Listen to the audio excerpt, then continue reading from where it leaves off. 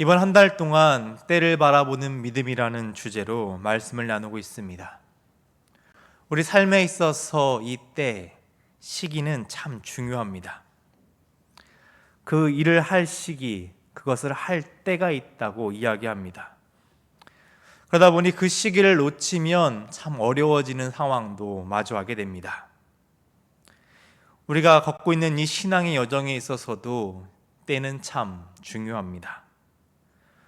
우리를 부르시는 하나님의 때가 있습니다. 근데 우리는 그 음성이 들려옴에도 그 음성을 외면할 때가 있습니다. 정작 우리가 그 때를 놓치고서는 마치 하나님의 잘못인 마냥 하나님께 불평과 원망을 쏟아놓을 때도 있죠. 그럼에도 우리 아버지 되시는 하나님께서는 오래 참으시며 여전한 사랑으로 우리에게 크신 긍휼을 베풀어 주십니다. 지난 주일에 우리는 추수감사주일을 지켰습니다. 풍성하게 내려주신 그 은혜에 감사하며 우리의 삶이 감사의 삶을 살기로 다짐하는 시간들이 되었습니다. 여러분, 그때 나누었던 말씀 중에 혹시 감사의 반대말을 기억하시나요? 네, 당연함입니다. 우리는 이 당연함 때문에 감사도 놓치지만 적절한 때 또한 놓치고 있습니다. 우리에게 오는 이 많은 특별함들이 특별하기보다는 당연하게 느껴지기 때문에 그 때를 놓친다는 것이죠. 아이를 양육하다 보면 흔히 하는 실수가 있습니다. 아이의 행동이 어떻게 반응하는가에 대한 것입니다. 아이의 입장에서 바라보면 이 세상 모든 것들은 항상 새로울 것입니다. 어른의 입장에선 참 당연하게 느껴지는 것들도 아이의 입장에서는 신기하고 재밌기만 하죠. 때로는 그 모든 것들이 어려운 도전이 되기도 합니다. 또한 우리가 비슷하거나 같다고 생각하는 것들도 아이들에게 물어보면 참 다르게 대답합니다. 이건 이래서 이렇고 저건 저래서 저렇다고 그 다름을 우리에게 열심히 설명해 줍니다. 그것 가운데 우리 아이들이 부모의 칭찬을 갈구하며 가지고 오는 것들이 있습니다. 처음에는 참 대견하죠. 우리 아이가 이런 것도 해오네 하면서 폭풍 칭찬을 해줍니다. 근데 그것이 반복되면 어떠한가요? 아이에게는 항상 새로운 것입니다. 항상 새로운 것을 가지고 와서 부모에게 칭찬받고 싶어 합니다. 근데 부모의 입장에서는 이전에 가져온 것만 같고 비슷한 것만 같습니다. 그것이 참 당연하게 느껴지니까 어느새 칭찬의 강도도 줄어듭니다. 특별히 집에서 일을 하고 있을 때 아이가 칭찬을 받기 위해서 그것을 가져오면 어떻게 반응합니까? 바쁘다고, 다음에 가져오라고 아이들을 외면할 때도 있습니다. 아이들은 이런 부모의 반응에 참 많은 영향을 받는 시기입니다. 도전감이 있는 아이라면 부모의 그런 반응에 도전을 받고 더 좋은 것, 더 새로운 것을 가져올 수도 있겠지만 대부분의 아이들은 너무나 당연스럽게 느끼는 부모의 반응에 실망하며 좌절하는 아이들이 많을 것입니다. 그렇다면 하나님 아버지 입장에서 보면 어떠할까요? 이 모든 피조 세계는 하나님께서 창조하신 것입니다. 전지전능이라는 표현과 같이 다 모든 것이 하나님의 지혜와 능력 안에 있고 하나님의 주권 아래 있는 것들입니다. 우리 인간은 그런 하나님의 피조물이죠. 하나님의 입장에서는 우리의 생각을 비롯한 모든 것을 이미 다 아시고 계실 것입니다. 우리의 행동이 하나님 앞에서 어떻게 보일까요? 저라면 아마 너무 당연하게 느끼고 쉽게 무료하게 느낄 것 같습니다. 어떻게 행동할지 이미 다 압니다. 어떻게 생각할지도 이미 알고 계시죠. 우리가 어떻게 반응할지 또한 이미 알고 계십니다. 이미 다 알고 계신데 새로울 것이 뭐가 있겠습니까? 처음 한두 번이면 모를까 하나님께서는 수없이 긴 시간 동안 반복된 것들을 보셨고 이미 아시고 계십니다. 그렇다면 당연함에 무뎌지지 않을까요? 그러나 하나님께서는 그렇지 않으십니다. 그 행동 하나하나에, 우리의 반응 하나하나에 기뻐하십니다. 즐거워하시죠. 지난주에 나누었던 19절의 말씀을 함께 보겠습니다. 곡식종자가 아직도 창고에 있느냐? 포도나무, 무화과나무, 석류나무, 감람나무의 열매가 맺지 못하였느니라. 그러나 오늘부터는 내가 너희에게 복을 주리라.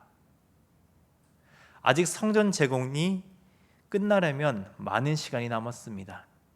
그때 또한 이제 이른비가 내려서 막 씨를 뿌린 시점입니다. 그런데 하나님께서 어떻게 반응하십니까? 너무나 기뻐서 벌써부터 칭찬하시며 복을 내려주신다고 약속하십니다. 오늘부터 너희에게 복을 줄 것이다 약속하시죠. 이들이 순종으로 나아갔을 때 하나님 아버지께서는 자신의 자녀들의 그런 순종에 기뻐하시며 복을 먼저 내리십니다. 이 말씀에서만 뿐일까요? 아닙니다. 학개서 1장 13절의 말씀을 보겠습니다. 그때 여호와의 사자 학개가 여호와의 위임을 받아 백성에게 말하여 이르되 여호와가 말하노니 내가 너희와 함께하노라 하니라. 이들이 회개하여 다시 하나님의 성전을 재건하려는 마음으로 돌이켰을 때 하나님께서는 이미 약속하셨습니다. 내가 너희와 함께할 것이다. 그들의 돌이킴을 기뻐하시며 이 기환 공동체와 함께하실 것을 약속하십니다. 그들이 소망을 잃고 낭망할 때는 또 어떠했을까요? 성전 재건을 막 시작한 시점에서 이들이 낭만과 절망 가운데 있을 때도 그들에게 두려워하지 말라. 내가 너와 함께 할 것이다. 하나님의 영이 너에게 임해서 너희와 함께해서 이 일을 마치게 할 것이다. 그러니 힘을 내라.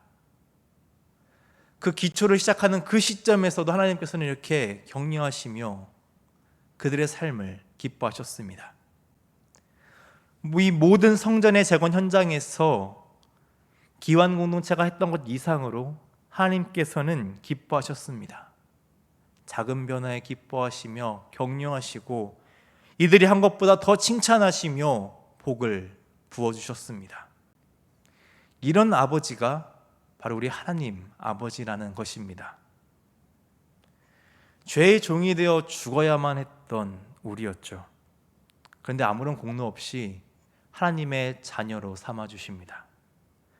하나님을 믿을 수 있는 믿음마저도 우리에게 허락하시고서는 그 믿음으로 말미암아 하나님의 자녀가 되는 권세를 누리게 하십니다. 그저 하나님의 은혜로 살아가는데 날마다 우리에게 잘했다고, 너는 나의 존귀한 자녀라고 그렇게 우리를 세워주십니다. 우리의 작은 것보다 작은 행동에 비해 더 기뻐하시고 더 많은 것을 부어주시며 하나님의 자녀로 온전히 설 수 있도록 언제나 그렇게 우리를 붙드시는 분이 바로 우리 하나님 아버지이십니다. 이런 하나님 아버지께서 오늘 말씀 속에서 기환 공동체에게 약속의 말씀을 허락하십니다. 오늘 말씀은 지난주에 나누었던 그 말씀과 같은 때에 주어진 말씀입니다. 본문 20절의 말씀을 보겠습니다. 그달 24일에 여호와의 말씀이 다시 학개에게 임하니라 이르시되. 지난주에 함께 나눴던 그 말씀들은 기환 공동체, 그러니까 공동체에게 주신 말씀이었습니다. 근데 오늘 말씀에서는 특정한 한 인물을 지명하여서 말씀하십니다. 유다 총독 스룹바벨입니다. 그 당시 지도자였던 스룹바벨 외에도 또 다른 지도자가 있었죠. 대제사장이었던 여호수아입니다. 그런데 그를 제외하고 스룹바벨을 지명하여서 이 약속의 말씀을 주시는 이유가 있습니다. 그것은 스룹바벨이 가지고 있는 상징적인 위치 때문입니다. 스룹바벨은 다윗 가문의 생존자였습니다. 지난 2장에서 시내산 언약을 언급하셨던 하나님께서는 이번에는 다윗 언약으로 다시 이들에게 복을 내리시기 위해 그 수많은 사람들 중에 스룹바벨을 택하셔서 이 말씀을 선포하십니다. 본문 21절의 말씀을 보겠습니다. 너는 유다 총독 스룹바벨에게 말하여 이르라. 내가 하늘과 땅을 진동시킬 것이요. 하나님께서는 스룹바벨을 부르시며 하늘과 땅을 진동시킬 것이다 라고 말씀하십니다. 이 표현은 하나님의 임재를 상징하는 표현이죠. 그러니까 지금 하나님께서는 스룹바벨에게 하나님의 임재를 누리는 삶으로 초대하고 계신 것입니다. 하나님과 함께하는 삶, 어떤 삶일까요? 우리가 찬양으로 고백했던 그 찬양, 보게라라는 찬양은 시편 73편을 주제로 한 찬양입니다. 특별히 73편 28절의 말씀을 함께 보겠습니다. 하나님께 가까이 함이 내게 복이라. 내가 주 여호와를 나의 피난처로 삼아 주의 모든 행적을 전파하리이다. 하나님과 가까이 하는 것이 복이라고 이야기하고 있습니다. 과거에서부터 지금에 이르기까지 우리가 사는 곳, 그곳은 많은 이유로 선정을 하게 됩니다. 내가 누릴 혜택을 바라보며 그 집을 정하고 그 장소를 찾아가죠. 과거에는 어떠했을까요? 안전이 중요했죠. 그렇기 때문에 마을의 중심으로 갈수록, 성의 안쪽으로 갈수록 더 좋은 곳이었습니다. 많은 사람들이 그곳을 택하였죠. 오늘날은 어떠할까요? 수도권과 같이 많은 문화와 의료와 학업적인 그런 것들을 누릴 수 있는 곳을 우리의 주거지로 택하게 됩니다. 그렇다면 하나님의 자녀로서 택할 곳은 분명하죠. 우리 하나님과 가장 가까이 있는 곳일 것입니다. 근데 우리가 하나님께 나아갈 수가 없었죠. 그렇기 때문에 하나님께서 우리에게 오십니다. 하나님의 임재를 누리는 삶을 살기 위해서 하나님의 영을 부어주시고 우리와 함께 하신다고 약속하십니다. 그 하나님의 임재를 누리는 삶에 대해서 학개 선지자는 본문 21절의 말씀으로 묘사하고 있습니다. 여러 왕국들의 보좌를 엎을 것이요 여러 나라의 세력을 멸할 것이요 그 병거들과 그 탄자를 엎드러뜨리리니 말과 그 탄자가 각각 그의 동료의 칼에 엎드러지리라. 무서운 말씀입니다. 그런데 우리에게는 참 힘이 되는 말씀입니다. 그동안 귀한 공동체를 어렵게 했던 문제들이 있습니다. 예루살렘으로 돌아오는 은혜를 입었지만 여전히 그들의 삶의 자리는 생존을 걱정해야만 하는 자리였습니다. 호르에서 돌아온 이들에게 무엇이 있었겠습니까? 다시 반란을 일으킬까 봐 아마 좋은 무기 같은 것은 하나도 없었을 것입니다. 가지고 있는 것, 다른 주변 나라들과 비교해 보자면 정말 변변치 않은 것들만 그들의 손에 있었을 것입니다. 그런데 하나님과 함께했던 이스라엘의 역사를 보면 이런 것들은 전혀 문제가 되지 않았음을 알 수 있습니다. 출애굽 당시를 한번 떠올려 보시기 바랍니다. 홍해를 앞두고 애굽의 병거들이 뒤를 쫓고 있습니다. 그때 이스라엘에게 무엇이 있었습니까? 철옹성과 같은 여리고성을 마주하고 있습니다. 그런데 그때 이스라엘에게 무엇이 있었습니까? 가나안 땅에 아낙 자손과 같이 강대한 거인과 같은 자손을 만나며 철 병거가 있는 그 가나안 족속을 맞이하게 되었을 때 이스라엘에게는 무엇이 있었습니까? 철 병기가 있었던 그 시기에 정말 제대로 된 무기조차 없었던 이스라엘이었습니다. 그런데 이 모든 문제 앞에서 이스라엘은 승리했습니다. 그 이유가 무엇일까요? 분명합니다. 하나님께서 그들과 함께 하셨기 때문입니다. 지금 하나님께서는 그들과 함께 하시며 특별히 스룹바벨과 함께 하시며 여러 왕국들의 보좌를 엎으실 것이라고 약속하십니다. 그 세력들을 멸하실 것이며 그 군대를 바람에 나는 겨와 같이 다 흩어버리실 것이라고 약속하고 계십니다.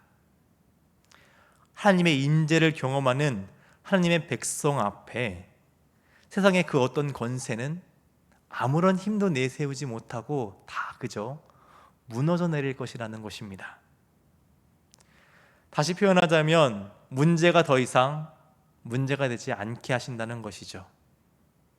하나님께서 이렇게 하신다고 약속하십니다. 우리의 왕이신 하나님의 통치 아래 살아가며 이 놀라운 은혜를 누리는 자로서 살게 하신다는 것이죠. 그것이 완성된 그날, 새 하늘과 새 땅, 새 예루살렘을 누리는 그날이 요한계시록에서 묘사되고 있습니다. 그때 하늘에서는 이런 음성이 선포됩니다. 요한계시록 21장 3절과 4절의 말씀입니다. 내가 들으니 보좌에서 큰 음성이 나서 이르되 보라, 하나님의 장막이 사람들과 함께 있음에 하나님이 그들과 함께 계시리니 그들은 하나님의 백성이 되고 하나님은 친히 그들과 함께 계셨소. 모든 눈물을 그 눈에서 닦아주시니 다시는 사망이 없고 애통하는 것이나 곡하는 것이나 아픈 것이 다시 있지 아니하리니 처음 것들이 다 지나갔음이러라. 이 말씀 속에서 하나님의 백성들이 누리는 삶의 모습이 어떠합니까? 기쁨의 삶입니다. 더 이상 아픔과 슬픔을 경험하지 않는 삶입니다. 하나님께서 세우신 새로운 질서를 살아가며 너무나 복된 삶을 살아가는 삶을 이 말씀은 묘사하고 있습니다. 이 삶이 주님께서 다시 오실 그날에만 누릴 삶일까요? 아니죠. 오늘 우리의 삶에서 하나님과 함께 삶을 살아갈 때 우리의 삶 또한 이런 기쁨의 삶으로 변하게 됩니다. 여러분, 기대가 되지 않으십니까?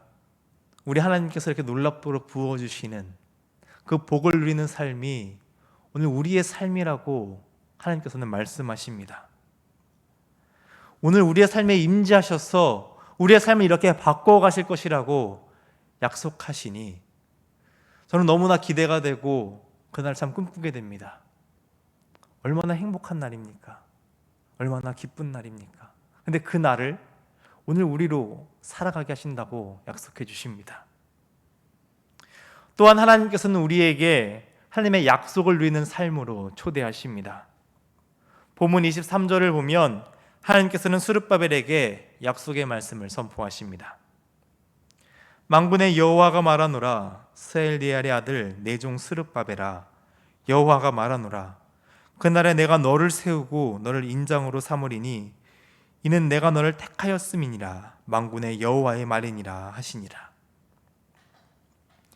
이 23절의 말씀을 보면 스룹바벨을 향해 하나님께서는 내 종이라고 표현하십니다. 이는 다윗과 다윗 왕조를 표현하실 때 하나님께서 사용하신 표현입니다. 사무엘하 7장 5절의 말씀에 하나님께서는 다윗을 이렇게 부르십니다. 가서 내 종 다윗에게 말하기를 여호와께서 이와 같이 말씀하시되 내가 나를 위하여 내가 살 집을 건축하겠느냐. 다윗에게 내 종이라고 말씀하십니다. 그리고 지금 다윗 가문의 후손인 스룹바벨에게도 내 종이라고 말씀하십니다. 이것은 다윗에게 약속하셨던 그 다윗 언약을 지금도 신실하게 이루어 가실 것임을 약속하시는 것입니다. 신실하신 하나님께서는 단 한순간도 당신께서 하신 그 약속을 잊으신 적이 없습니다. 우리 인간이 그 약속을 잊고 그 약속의 자리를 떠나기 때문에 이 놀라운 복의 자리에서 벗어날 뿐입니다. 그런데 여전히 하나님께서는 신실하시죠. 긍휼을 베푸십니다. 우리를 다시금 이 약속의 자리로 돌아오게 하기 위해서 하나님의 사람들을 계속해서 보내십니다. 오늘 본문에서도 하나님께서는 학계 선지자를 보내시죠. 그 귀한 공동체를, 그리고 스룹바벨에게 다시금 이 약속의 자리로 돌아올 수 있도록 하나님의 말씀을 선포하십니다. 스룹바벨을 비롯한 이 귀한 공동체는 그 하나님의 말씀에 순종합니다. 예루살렘으로 돌아와서 하나님의 그 성전을 재건하기 위해 힘을 다합니다. 낭만 가운데도 소망을 주시는 하나님을 의지하며 이들은 성전 재건을 하며 나아갑니다. 그 모습을 하나님께서 너무나 기뻐하시죠. 놀라운 복을 허락하십니다. 앞서 말했듯이 이제 시작입니다. 그런데 마치 다 끝나고 이제 잘하였다 충성된 종아 칭찬하시듯 벌써부터 칭찬해 주십니다. 벌써부터 이렇게 놀라운 복을 허락하십니다. 하나님과 함께하는 복을 누리게 하시며 하나님의 약속을 누리는 삶을 허락하십니다. 이것, 하나님의 약속을 누리는 삶, 이것이 가장 중요한 포인트입니다. 여전히 신의 산 약속이 유효하다고 말씀하십니다. 신의 산 약속, 애굽에 다시 표현하자면 세상의 종되었던 그들이 자유를 얻고 구원을 누리며 하나님의 백성이 된 약속입니다. 이제부터 하나님의 소유가 되었다는 것을 증명하는 약속이죠. 그 약속이 여전히 유효하다고 말씀하십니다. 이제 더 이상 그 약속에 기댈 수 없을 정도로 하나님 앞에 범죄했던 이스라엘입니다. 그러다 그 약속의 자리를 떠나 심판까지 나아간 그들인데 여전히 하나님께서는 이스라엘을 내 백성이라고 부르십니다. 수르바벨을 통해 하나님의 통치가 임할 다윗 언약이 여전히 유효하다고 말씀하십니다. 신실하신 하나님께서 베푸시는 변치 않는 하나님의 약속을 누리는 삶으로 초대하고 계시죠. 이 약속은, 오늘 본문에서 주신 약속은 500여 년이 흐른 후 메시아를 보내주심으로 성취됩니다. 강단을 보시면 대림절을 준비하며 꾸며진 트리를 보실 수 있을 것입니다. 이 땅 가운데 오신 하나님의 아들 예수 그리스도, 하나님의 놀라운 약속이 이 땅 가운데 성취되어 죄의 권세가 앞서 말씀드렸던 그 말씀과 같이 다 힘을 잃고 아무런 능력도 발휘하지 못한 채 다 흐트러져 버립니다. 그리고 우리는 다시 하나님과의 그 놀라운 은혜의 관계로 회복되는 그 사랑을 누리게 되었죠. 구원을 누리는 복된 삶으로 하나님께서 다시금 부르셨습니다. 이미 하나님께서는 2000년 전 그 약속을 이루셨습니다. 그리고 신실하신 하나님의 약속들은 변치 않고 우리의 삶에서 이루어질 것입니다. 그렇기 때문에 초대교회 성도들은 핍박과 절망의 시대를 살아가면서도 소망을 잃지 않았습니다. 예수님께서 하신 그 약속을 붙잡고 그 시대 가운데 빛과 소금으로 살아갔습니다. 그들은 약속의 말씀을 붙잡고 이렇게 외쳤습니다. 요한계시록 22장 20절의 말씀입니다. 이것들을 증언하신 이가 이르시되 내가 진실로 속히 오리라 하시거늘 아멘 주 예수여 오시옵소서. 이루어질 약속을 신뢰하며 하나님의 약속을 누렸기 때문에 이들은 소망의 삶을 살아갈 수 있었습니다. 예수님께서 명령하신 그 약속의 말씀을 붙잡고 그 말씀에 힘을 다하며 복음을 전함으로써 자신의 삶을 사명자로서 살아갔습니다. 이것이 바로 하나님께서 일하시는 방법입니다. 하나님께서는 하나님의 때에 하나님의 사람을 부르십니다. 그리고 하나님의 일을 감당할 수 있도록 복을 내려주십니다. 그런데 오늘 우리는 이런 하나님의 일을 하는 것에 대해서 대단히 큰 부담감을 가지고 있습니다. 우리의 개인의 것을 크게 희생한다고 생각하기도 하죠. 우리의 물질을, 우리의 시간을 희생당한다고 생각합니다. 때로는 이 모든 일들을 감당하기 어렵다고 이야기합니다. 이 모든 일을 감당하기에는 내가 부족하다는 것이죠. 그래서 이야기합니다. 어렵습니다. 다음 기회가 되면 하겠습니다. 아직은 때가 아닌 것 같습니다. 부족하기 때문에, 저는 너무나 부족하기 때문에 저보다는 다른 사람이 하는 것이 더 나을 것 같습니다. 이렇게 우리는 부르심의 자리를 외면합니다. 귀한 공동체가 성전 재건을 미루어 두었던 것처럼 아직은 때가 아니기 때문에 내 삶에 더 집중하고 싶어 합니다. 섬기는 가운데서도 마찬가지입니다. 내가 잘하고 있는 것일까? 이렇게 하는 것이 맞는 것일까? 여전히 나는 부족한데 내가 이 일을 감당하는 것이 과연 옳은 것인가? 계속해서 의심이 찾아옵니다. 이제는 나이가 들었으니, 이제는 다른 사람을 키우는 것이 좋겠으니 또다시 피하고 싶어집니다. 때로는 익숙한 삶의 방식들을 하나님의 부르심의 자리에서 사용하고는 하죠. 더 편하게, 더 이득을 추구하며 더 빠르게 하나님의 일들을 감당하려고 합니다. 이렇게 우리의 생각과 우리의 때를 계산하며 하나님께서 부르신 그 사명의 자리에서 온전히 서지 못할 때가 참 많습니다. 학개 선지자가 하나님의 말씀을 선포했던 때, 그때에서 2500여 년이 흘렀습니다. 정말 많은 시간이 흘렀죠. 근데 우리 인간의 삶의 자리는 그렇게 많이 변하지 않는 것 같습니다. 물론 시대의 변화는 있겠죠. 하지만 하나님과 오늘 우리와의 관계는 크게 변화가 없는 것 같습니다. 하나님의 때를 따르기보다는 여전히 세상의 때를 따르는 우리의 연약함이 그대로 보여집니다. 하나님께서는 그 연약함을 아시기에 학개 선지자를 통해 이 귀한 공동체를 부르시며 하나님의 때를 살아가는 믿음의 사람들로 세워가십니다. 돌이키는 은혜를 허락하시죠. 그리고 하나님의 비전을 볼 수 있도록 하십니다. 그리고 하나님의 방법대로 살아갈 수 있는 힘과 능력을 더하십니다. 신실하신 하나님의 약속이 변치 않음을 보여주시며 언약의 백성으로 여전히 불러주십니다. 오늘 우리에게도 동일한 부르심이 있습니다. 하나님의 부르심은 우리의 희생을 강요하거나 우리를 어렵게 하는 부르심이 아닙니다.